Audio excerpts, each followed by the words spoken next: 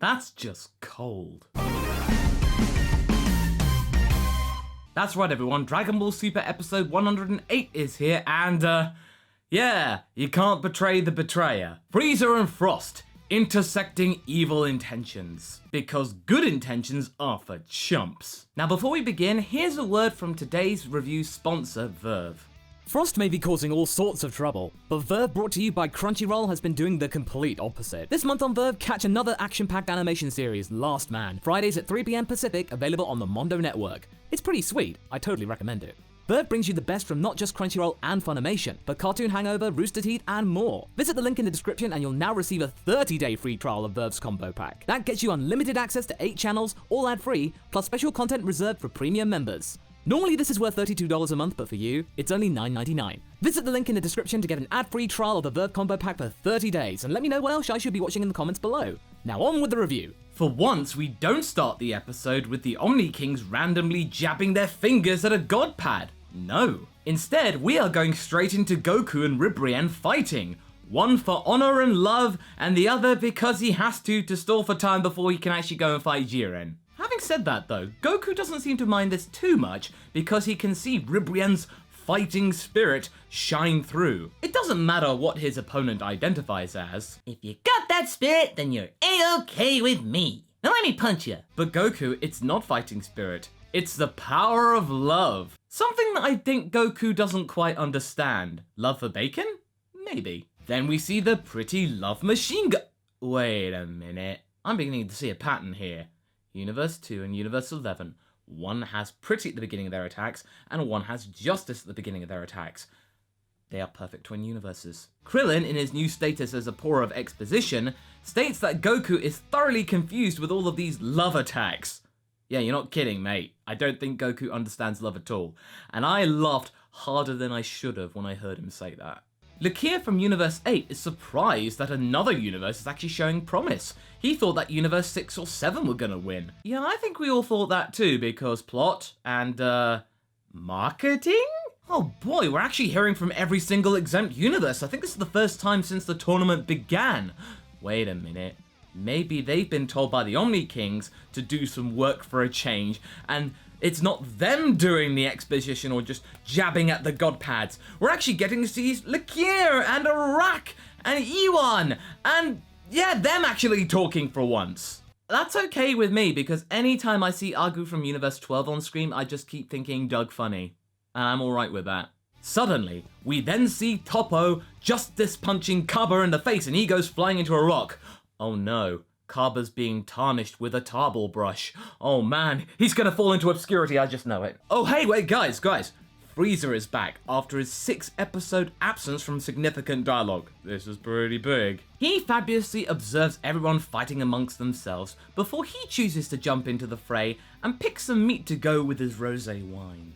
Of pain. Meanwhile, Gohan is struggling against Universe 3's BORDON, and all he seems to do is move like a tank, say Bora a lot, and then just shoot beams, whatever. But yeah, Borodetta, you're no Megetta, so yeah, get out of here. This being Gohan, we naturally have to have a period of the story where he is struggling heavily. You know, it's that point in the story where he realizes that he has to step up a bit, the bang will come down, and then we know the rest. It's the Gohan way, something that Gohan fans across the world have actually just begun to accept. His first instinct is to run to Piccolo, but that is thwarted by Universe 2's Yardratian, Jimizu. Oh hey, he's back.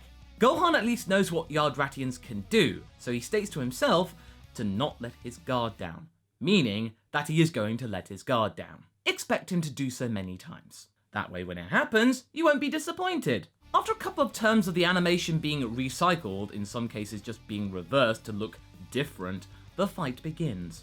Well, I mean, I say fight, it's more like Jimizu just darting around the area with his instant transmission and then occasionally getting a kick off. It's not the traditional fight. But eventually, Jimizu actually does get some kicks and punches off of Gohan. He's basically going after his blind spots.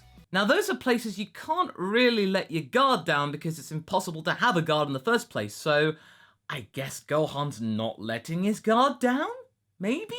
The Gohan cycle continues unabated, with Gohan actually being down on the ground and Jimizu just standing over him saying, "You've got promise, kid.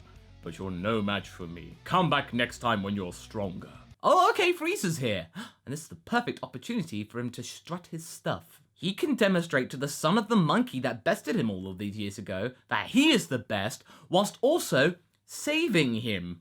So yeah, Frieza rocks up to the fight. But Frieza is not rushing into things. He is taking his time with this situation. He is allowing the Universe 7 exposition crew to kind of just make themselves go crazy in anticipation. Is Frieza going to betray Gohan? Is he actually going to be fighting on our side? Might he be teaming up with someone else? Might he actually kill Jimizu and then get disqualified? Who knows? This is a common Japanese cinematic technique known as psychological warfare, and it's being used to great effect in this situation. But Roshi's got his number though. Without Frieza knowing, he's managed to suss the tyrant out. Roshi quite rightly states that Frieza must be up to something and using the tournament as a means to an end for something. Some kind of greater plan involving the Super Dragon Balls. Whis then interjects instead of just being neutral all the time, stating that Frieza could be up to something to do with the gods and icing them once and for all and then taking their place. But they can't be sure of this, but Whis, you're so close, you're actually so accurate! But in a twist, but also not twist, Frieza then actually chooses not to take part in the fight after all. Instead, he's just gonna watch from the side and see what happens. Oh, that little trickster. He's clearly toying with every single person present. Not just the good guys, but also Jimizu. He's just going, oh, I'm just going to mess with everyone. I'm having the time of my life, or death, or second life. I don't really know, but oh, I'm having fun.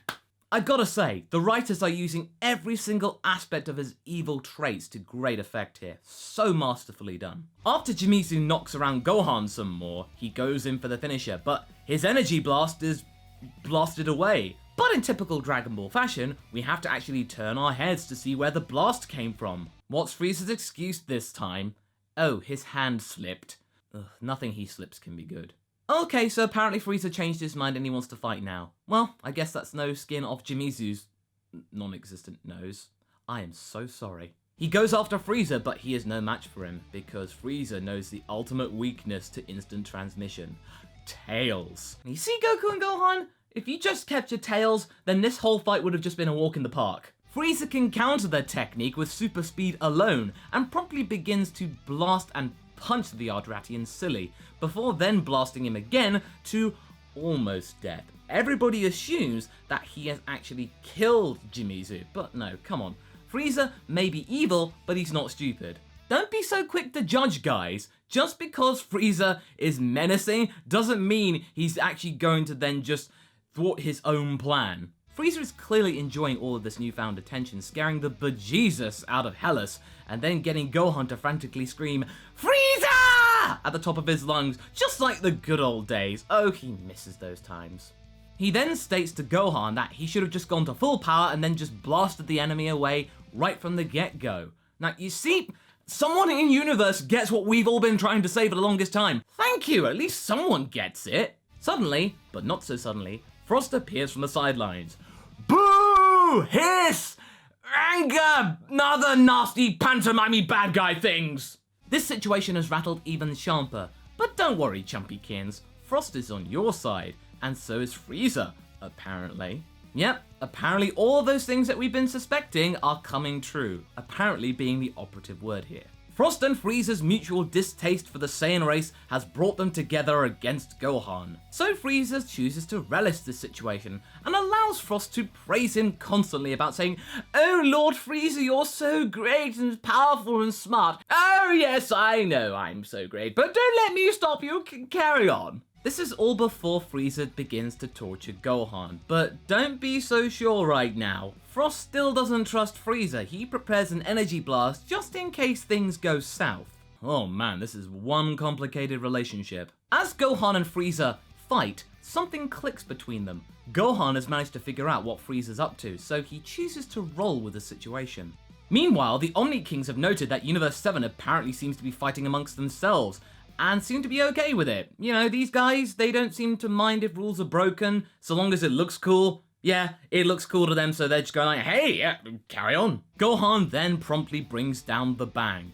The bang is down. I repeat, the bang is down! And then counters Frieza's moves in his ultimate form. He's doing okay, but wait a minute. Frieza's gonna go golden. Oh boy, recycled animation! But hey, at least this animation looks really good. It's vintage episode 95. Frost can clearly see that Frieza is on his side, so he chooses to discharge the energy ball. Something that Frieza precisely wanted him to do. But Gohan getting decked in the face is okay too. With Gohan down, Frost comes up to Frieza's side and begins to praise his master some more. Oh, thank you, you're too kind. Now, if you train, you can do the same too one day. At the very least, Frost could get to 100% full power. Oh, okay, it turns out that Frost can do it too. Okay. That neck though, wow, Frost be thick. Suddenly, but not so suddenly, Frieza's plan comes into motion. And he just teaches Frost the one absolute golden rule you should follow is to not trust anyone. Frost is promptly blasted out of the arena and out of the tournament.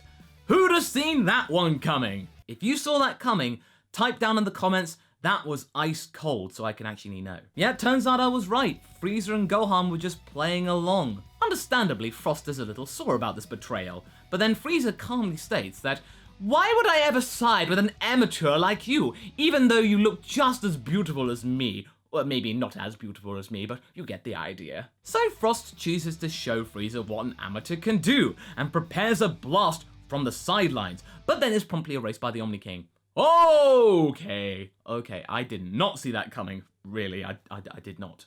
I guess that answers one question. You can't attack from the sidelines. That seems to be one rule the Omni Kings are okay with. The episode ends with Frieza walking away from Gohan, stating that he's on Universe 7's side, but nobody is buying this right now. Oh yeah, the fight between Goku and Ribrianne, how's that going? Turns out not so great for the Saiyan. It's clearly going to be concluded in the 1 hour special coming on October 8th. With just over 29 minutes to go, we are in for a really exciting double-header episode.